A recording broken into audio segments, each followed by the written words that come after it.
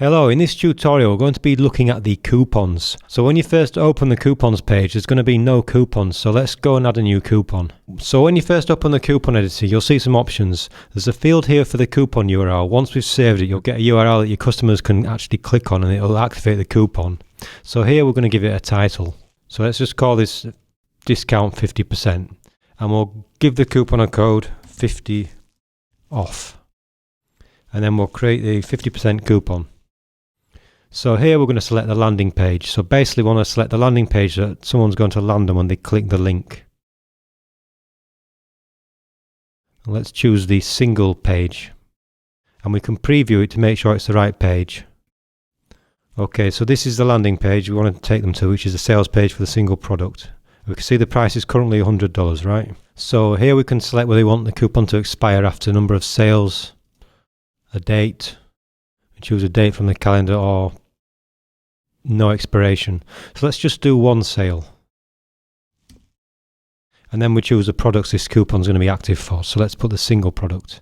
Now there's also a dependency option, so that basically if they have purchased another product, so for example maybe we only wanted members of the subscription product to be able to use this coupon, we can add this dependency here, and if they haven't purchased the subscription product, then the coupon for this single product won't be available to them. Just below this is a description. Now this is just for internal use, so you can make some notes, but let's just create this coupon. So now you can see here we've got the details of the coupon, the title, the code, what the discount is, whether it's an expiring coupon, which products, and whether there's dependency. So let's actually edit this and remove that dependency, and also copy our coupon code.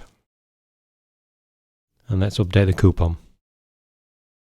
Okay, so now we've got a coupon, no dependency needed. Let's just test it out. We'll open a new private window, and you can see here it's now applied the coupon.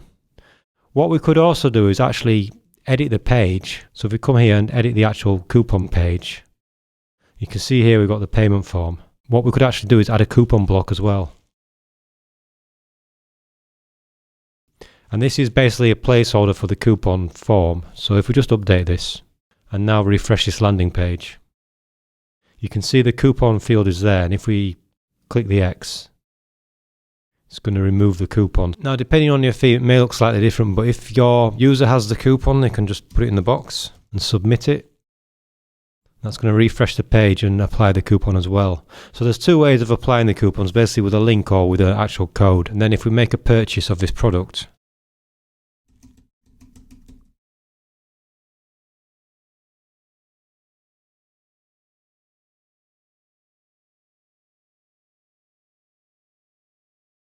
you'll see we're redirected as normal to the thank you page. And if we go into the site on the transactions list, you'll see there's a purchase here, and it says there's been a coupon that's been used for this purchase. So we can see the coupon that's used, and then obviously the amount that the user paid.